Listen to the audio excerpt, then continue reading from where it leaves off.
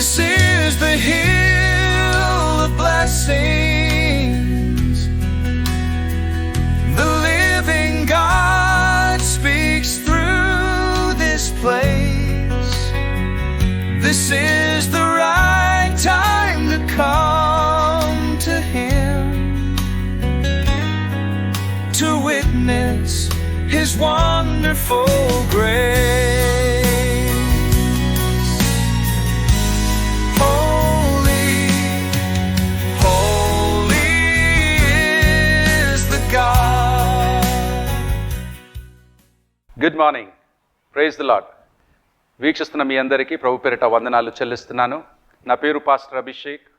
మీరు వీక్షిస్తున్న ప్రోగ్రాం ఆశీర్వాదపు కొండ. ఈ వీక్లీ ప్రోగ్రాంలో ప్రభు పేరిట ప్రేమపూర్వకంగా మిమ్మల్ని ఆహ్వానిస్తున్నాము.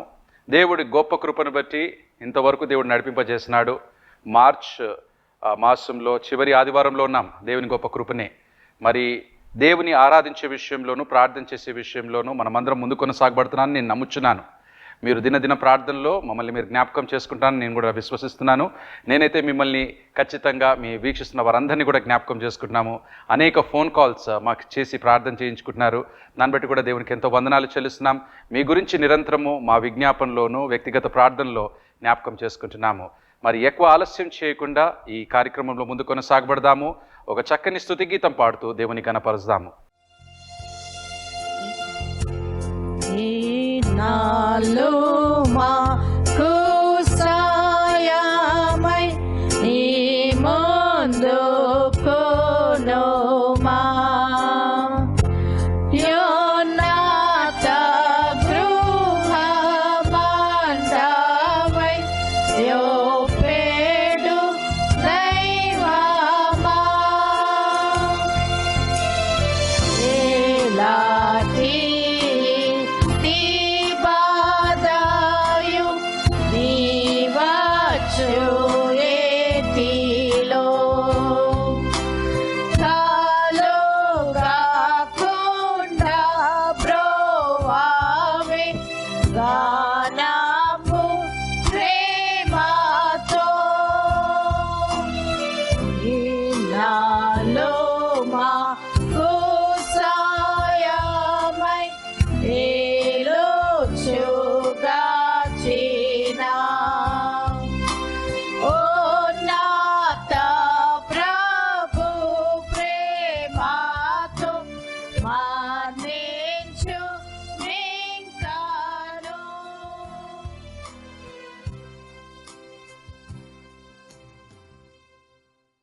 దేవుని నామానికి మహిమ కలుగును గాక.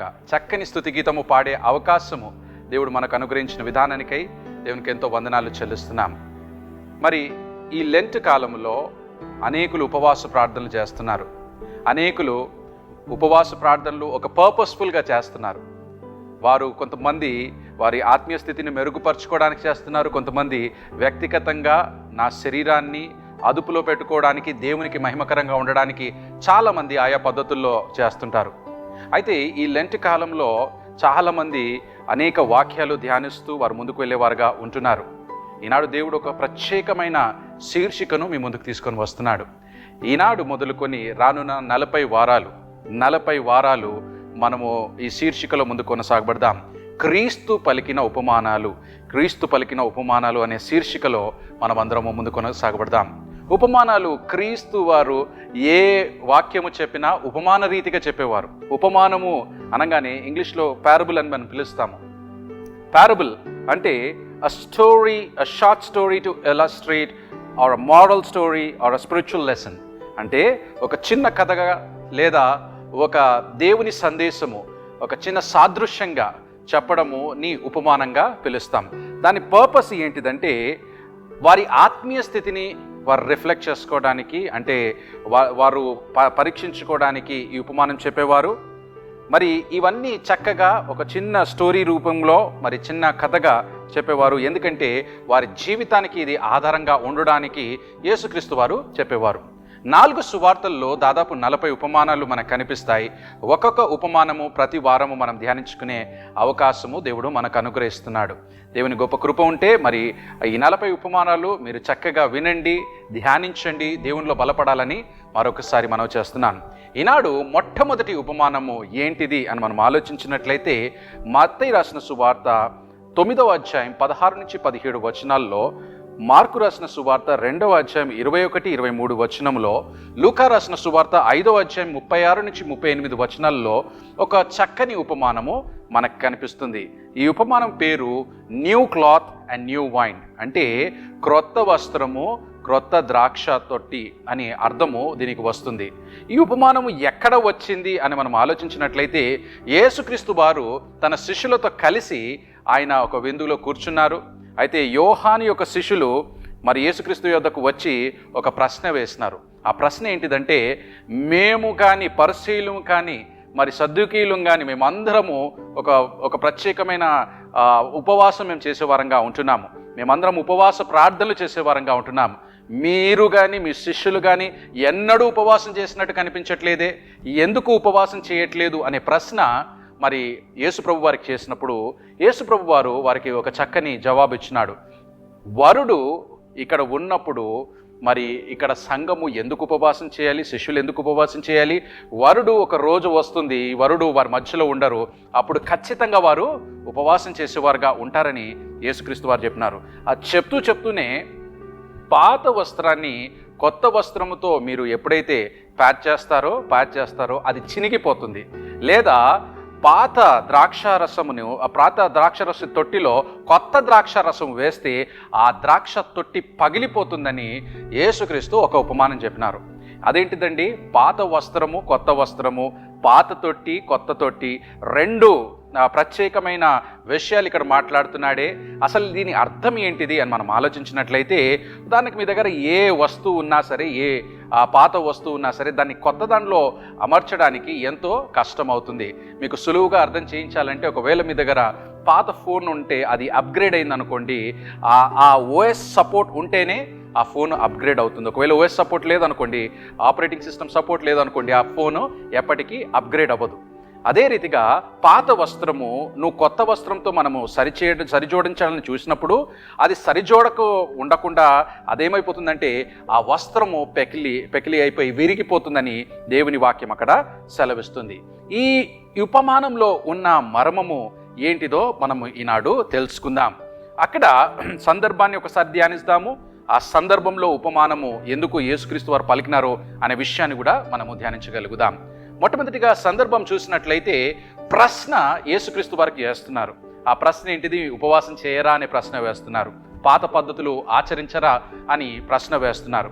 యేసుక్రీస్తు వారు మరి ఒక చక్కని జవాబు చెప్పినట్టు ఇందాక నేను మీకు చెప్పాను కదా, ఒక చక్కని జవాబు చెప్పేస్తున్నారు. అయితే ఉపవాసము యూదులు ఎందుకు చేస్తున్నారు అని మనం ఆలోచించినట్లయితే, వారు మెస్సయ్య కోసం ఉపవాసం చేస్తున్నట్టు అక్కడ కనిపిస్తుంది. మెస్సయ్య ఆల్రెడీ యేసుక్రీస్తు వారు వారి మధ్యలో ఉన్నారనే జ్ఞాపకము, వారు మధ్యలో కార్యం చేస్తున్నాడనే విషయము వారు గుర్తించలేక ఇంకా ఉపవాసం చేస్తున్నట్టు మనం చూస్తున్నాం. యోహాను కూడా నమ్మినాడు యేసుక్రీస్తే మెస్సయ్య అని.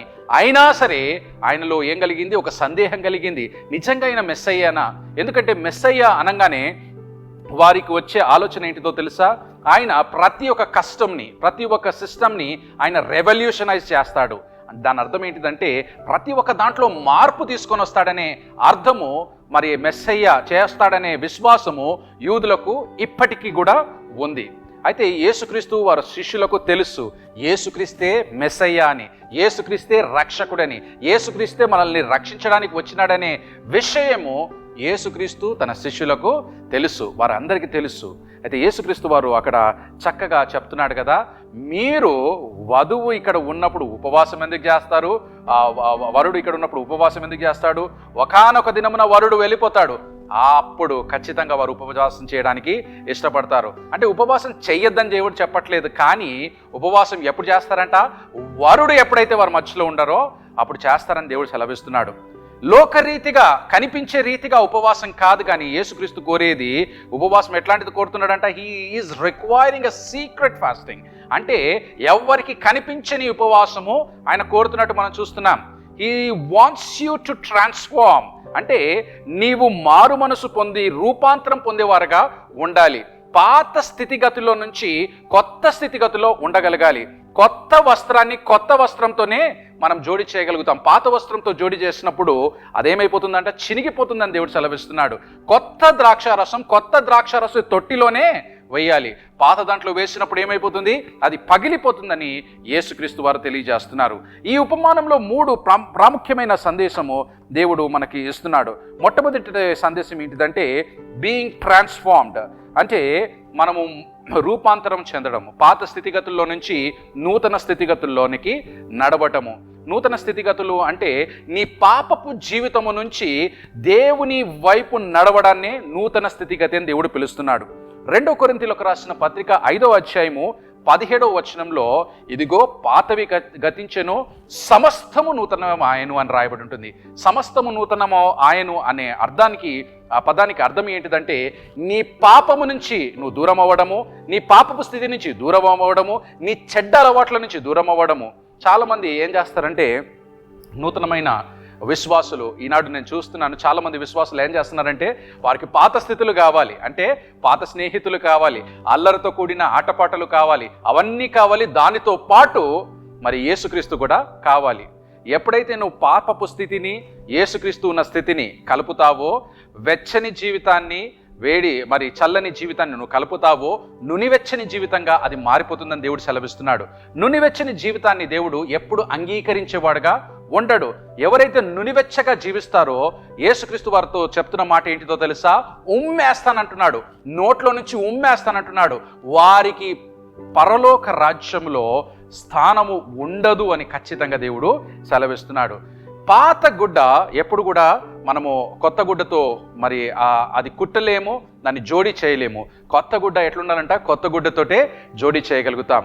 ఈ ఉపమానంలో ఫస్ట్ మాట అంటున్నాడు కదా, రూపాంతరం చెందడము. రూపాంతరం చెందడం అంటే పాపపు స్థితి నుంచి నువ్వు మారబడము, పాపపు స్థితిని విడిచిపెట్టడము, నూతనంగా మారబడడం అని దేవుడు నీకు నాకు సెలవిస్తున్నాడు. నూతనంగా మారాలి అని నువ్వు ఆలోచిస్తున్నావేమో, నూతనంగా నేను ఉండాలని ఆలోచిస్తున్నావేమో, బయట క్రియల్లో కనిపిస్తున్నాయి, కానీ నీ మనస్సు నీ హృదయము మార్పు నొందకపోతే ఆ మార్పు నీ జీవితంలో కనిపించదని దేవుని వాక్యం సుస్పష్టంగా సెలవిస్తుంది. సామెతల గ్రంథము 4వ అధ్యాయము 23వ వచనంలో ఇలాగ రాయబడి ఉంది, గార్డ్ యువర్ హార్ట్ అని రాయబడి ఉంటుంది. గార్డ్ యువర్ హార్ట్ అంటే నీ హృదయాన్ని భద్రపరచుకో. నీ హృదయము లో నుంచే అనేక తలంపులు వస్తాయి, మంచి తలంపులు, చెడ్డ తలంపులు. నీ హృదయాన్ని నువ్వు భద్రపరచుకోకపోతే పాపపు స్థితిలో వెళ్ళిపోతావు. నీ హృదయము బలహీన అయితే పాపము నిన్ను ఆకర్షించేదిగా ఉంటుంది.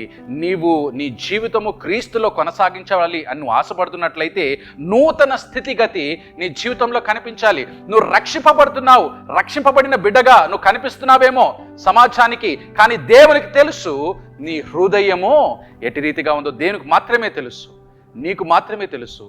నీవు రూపాంతరము పొందుకోవాలని దేవుడు మరొకసారి నీకు నాకు సెలవిస్తున్నాడు. అయితే కొలస్సీలకు రాసిన పత్రిక 3వ అధ్యాయము 5వ వచనము, కొలస్సీలకు రాసిన పత్రిక 3వ అధ్యాయము 5వ వచనంలో ఇలాగ రాయబడి ఉంది, put to death the earthly nature. Put to death the earthly nature అంటే అర్థం ఏంటిదంటే ఈ లోక స్వభావాన్ని నువ్వు మరణానికి అప్పచెప్పాలి. లోక స్వభావం అంటే నీలో క్రోధం ఉండొచ్చు, నీలో ద్వేషం ఉండొచ్చు, పాపపు ఇచ్చలు ఉండొచ్చు. అక్కడ చాలా పెద్ద లిస్ట్ రాసి ఉంటుంది. స్టార్టింగ్ విత్ సెక్షువల్ ఇమ్మారలిటీ అంటే మరి పాపపు స్థితి నుంచి, శారీరక కోరికల నుంచి ప్రతి కోరికను, మరి నీ శారీరక కోరికను నువ్వు చంపేయాలని దేవుడు సెలవిస్తున్నాడు. You need to overcome that, you need to overcome your life అని దేవుడు సెలవిస్తున్నాడు. ఈ పాపపు స్థితిగతుల నుంచి నువ్వు జయం పొందుకోవాలి, రూపాంతరము పొందుకొని ముందు కొనసాగబడాలని మరొకసారి దేవుడు నీకు నాకు సెలవిస్తున్నాడు. అయితే how does people perceive you? అవునా, మరి ప్రజలు నేను ఎలా చూసుకుంటున్నారు, ఎలా నేను గుర్తుపడుతున్నారు? నిన్ను విశ్వాసిగా గుర్తుపడుతున్నారా? వారు నీలో క్రీస్తును చూడగలుగుతున్నారా అనే ప్రశ్న ఎప్పుడైనా వేసుకున్నావా? నీలో రూపాంతరము నువ్వు చెందకుండా ఉన్నట్లయితే, ఇంకా పాపపు స్థితిగతులు ఇంకా కనిపిస్తున్నట్లయితే నువ్వు రూపాంతరము చెందనట్లు.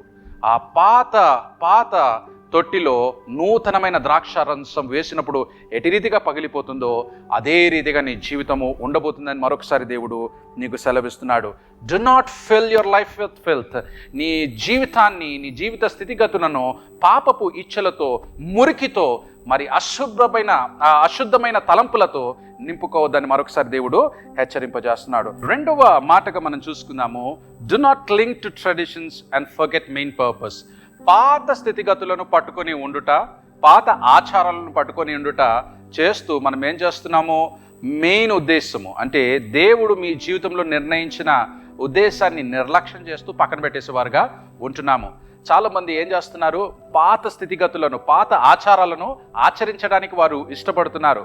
మార్కు రాసిన సువార్త 7వ అధ్యాయం 13వ వచనంలో ఇలాగ రాయబడింది. మార్కు రాసిన సువార్త 7వ అధ్యాయం 7 నుంచి 13 వచనాల్లో neglecting commandment of God and clinging to traditions అనే పదము మనకు అక్కడ కనిపిస్తుంది. అంటే దేవుని ఆజ్ఞలను నిర్లక్ష్యం చేస్తూ, దేవుని చెప్పిన వాటలను నిర్లక్ష్యం చేస్తూ, మనుషులు ఏర్పాటు చేసిన పద్ధతులను అనుసరించడానికి ఇష్టపడుతున్నారు. చాలామంది విశ్వాసుల్లో ఈ వాక్యం చాలా రెలవెంట్గా కనిపిస్తుంది. అంటే చాలా సాదృశ్యంగా వారి జీవితంలో మనకి కనిపిస్తున్నట్టు మనం చూస్తున్నాం. కొన్ని వివాహాలు నేను చూసినట్లయితే వివాహాల పత్రికల్లో కొంతమంది ముహూర్తాలను పెట్టేసుకుంటున్నారు. మరి కొంతమంది అయితే మంచి రోజులు, చెడ్డ రోజులు అని చెప్పేసి ఆయా పద్ధతులుగా వారు చూసుకునేవారుగా ఉంటున్నావు. నువ్వు విశ్వాసివైతే, నువ్వు దేవుని యొక్క విశ్వాసం కలిగి ఉన్నట్లయితే నీవు లోకము కల్పించిన ఆచారాలలో, లోక పద్ధతుల్లో నుంచి వేరుగా జీవించే వారంగా ఉండాలి. ఎవరైనా నిన్ను ప్రశ్న వేస్తున్నారా, నువ్వు ఎట్టి రీతిగా నడుచుకోవాలి, ఈ రోజు మంచిది కాదు. కొంతమంది అంటారు కదా, మంగళవారం మంచిది కాదు, ఈ రోజు మంచిది కాదు, ఆ రోజు మంచిది కాదు, ఇట్లా ఎదురుగుండా వస్తే మంచిది కాదు. లోక మూర్ఖపు ఆచారాలు ఆచరిస్తూ నేను దేవుని నమ్ముతున్నాను అన్నట్లయితే నీ పాత బట్ట అట్లనే ఉన్నట్లు, నీ పాత మరి ఆ కుండ, ఆ వైన్ స్కిన్ అట్లనే ఉన్నట్టు మనకు కనిపిస్తుంది.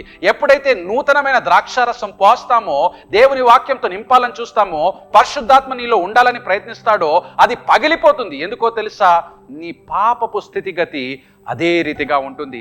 ట్రెడిషన్స్ను ఫాలో అవుతున్నా కానీ దేవుని వాక్యాన్ని అనుసరించడానికి ఇష్టపడట్లేదు. దేవుడు ఒకటే ఆశిస్తున్నాడు కదా. యేసుక్రీస్తు వారు అదే పరిసయ్యులకు, సద్దూకీయులకు, అక్కడ ఉన్న మరి ప్రశ్న వేసిన యోహాను యొక్క శిష్యులకు అంటున్న మాట ఏంటిదో తెలుసా, మీరు ఇంకా లోకపు ఆచారాలను ఆచరించడానికి ఇష్టపడుతున్నారు, మనుషులు ఏర్పరిచిన ఆచారాలను ఆచరించడానికి ఇష్టపడుతున్నారు. దేవుని మాటను నిర్లక్ష్యం చేస్తూ, దేవుని నిర్లక్ష్యం చేస్తూ వెనకబడిన స్థితిలో ఉన్నట్లయితే ఎన్ని చేసినా సరే అది వ్యర్థము అని దేవుడు సెలవిస్తున్నాడు.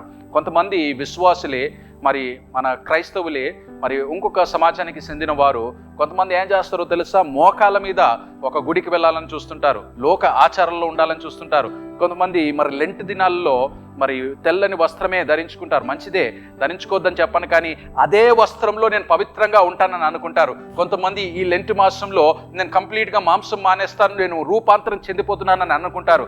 నీవు మాంసం మానేసినా, మాంసం మానేయకపోయినా, నీ అలవాటు అదే రీతిగా ఉన్నట్లయితే, నీ హృదయము మారకుండా ఉన్నట్లయితే, నీవు పాత స్థితి గట్టి ఎట్టనే ఉన్నట్లయితే అది ఒకానొక దినమున చినిగిపోతుందని దేవుడు మరొకసారి నీకు నాకు సెలవిస్తున్నాడు. కొలసీలకు రాసిన పత్రిక 2వ అధ్యాయము 8వ వచనంలో ఇలాగూ దేవుడు సెలవిస్తున్నాడు. కొలసీలకు రాసిన పత్రిక 2వ అధ్యాయం 8వ వచనంలో ఈనాడు చాలా మాటలు మనం వినగలుగుతున్నాం. లోక మాటలు కానీ లేదా అనేక బోధలు కానీ మనం వింటున్నాం. ఎలాంటి బోధలు ఉన్నాయి అని మనం ఆలోచించినట్లయితే కొంతమంది ఫిలాసఫీస్ మాట్లాడుతున్నారు. అవునా, 7 విషయాలు మీ లైఫ్ మారిపోతుంది, ఈ 3 పద్ధతులు ఆచరించండి, మీ జీవితం మారిపోతుందనే వాక్యాలు అనేకులు బోధించడానికి ఇష్టపడుతున్నారు. లోకాన్ని ఎటు రీతిగా ఆకర్షించాలో ఇష్టపడుతున్నారు. మా టీవీ ప్రోగ్రామ్ని స్పాన్సర్ చేయండి, మీ జీవితం మారిపోతుందనే వాక్యాలు ఈనాడు మనం వింటున్నాం. ఇలాంటి వాక్యాలు వింటున్నాం, దేవునిలో నడిపించే వాక్యము వినట్లేదు. కొలసీలకు రాసిన పత్రిక 2వ అధ్యాయం 8వ వచనంలో ఇదే రాయబడింది. People take you by philosophy, అంటే ప్రజలు, బోధకులు మిమ్మల్ని లోక పద్ధతుల్లో నడిపించడానికి ఇష్టపడతారు, కానీ నాట్ అకార్డింగ్ టు క్రైస్ట్, క్రీస్తు మార్గంలో నడిపించడానికి వారు ఇష్టపడట్లేదు. నువ్వు లోకంలో నడుస్తున్నట్లయితే లోకంతోనే నశించిపోతావు. నువ్వు వెళ్తున్న సంఘము ఎట్టి రీతిగా ఉందో ఒకసారి జ్ఞాపకం చేసుకో. లోక ముచ్చట్లు మాట్లాడుతూ, లోక పద్ధతులు మాట్లాడుతూ, లోకానుసారమైన ముచ్చట్లు మాట్లాడుతూ వారు కాలం గడుపుకుంటున్నారేమో, దేవుని వాక్యము బోధించలేక నీకు వెనకబడుతున్నారేమో. ఒకసారి జ్ఞాపకం చేసుకో, నువ్వు ఎట్లాంటి మాటలు వినగలుగుతున్నావో. If you are clinging to traditions, నీవు ఆ ఆచారాలను పట్టుకుని నడుచుకున్నట్లయితే నీ గురి, యేసు అనే గురిని నువ్వు ఎప్పుడు కూడా చేరలేవు. యేసు అనే గురిని నువ్వు ఎప్పుడు కూడా చేరలేవు అని దేవుడు సెలవిస్తున్నాడు. నా ప్రియ సహోదరి సహోదరుడా, దేవుడు నీతో స్పష్టంగా ఈనాడు మాట్లాడుతున్నాడు. ఏం మాట్లాడుతున్నాడో తెలుసా? నీ పాత స్థితిగతి నుంచి నువ్వు బయటికి రావాలి.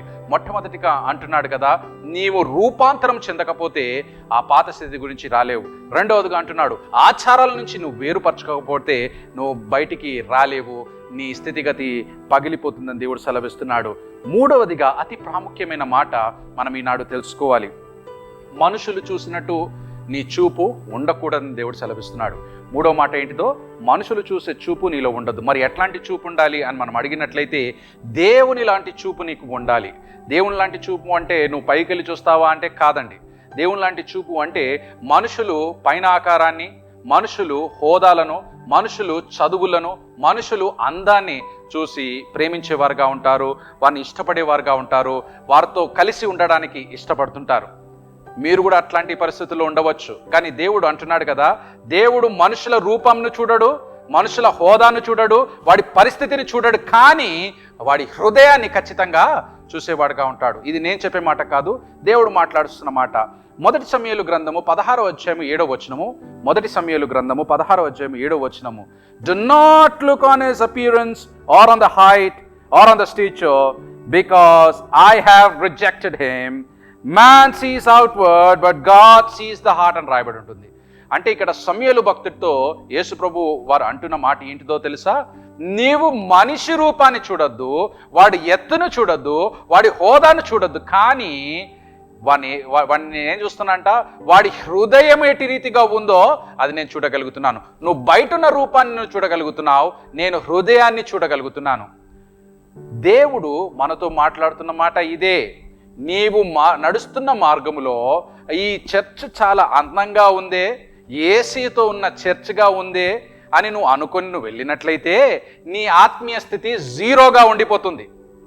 నువ్వు వెళ్తున్న ఆ చర్చిలో, సంఘములో ఆ పాస్టర్ గారు చక్కని మిరకల్స్ చేస్తున్నాడు అని నువ్వు వెళ్తున్నట్లయితే, దేవుడు నీతో మాట్లాడుతున్నాడు, జాగ్రత్తగా వినండి.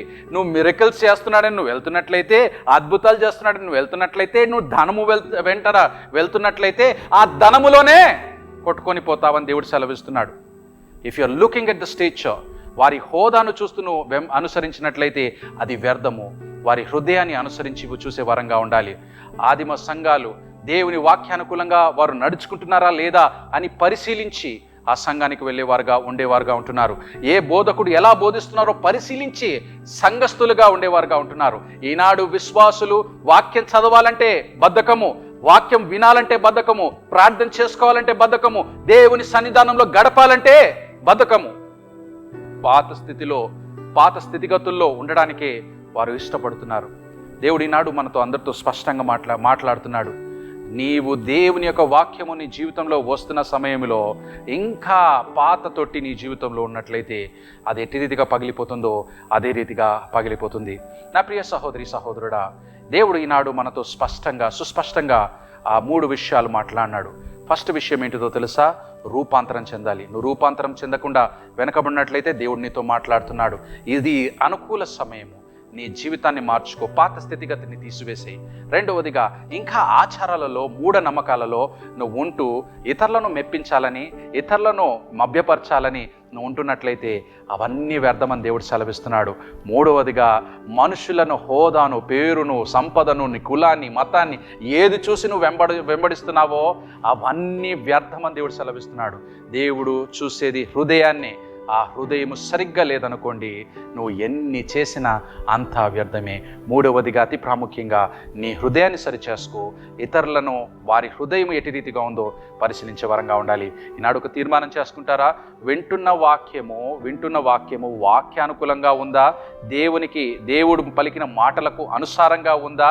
లేదా దానికి విరుద్ధంగా ఉందా? అనే విషయాన్ని మీరు పరిశీలించాలని మనం చేస్తున్నాను.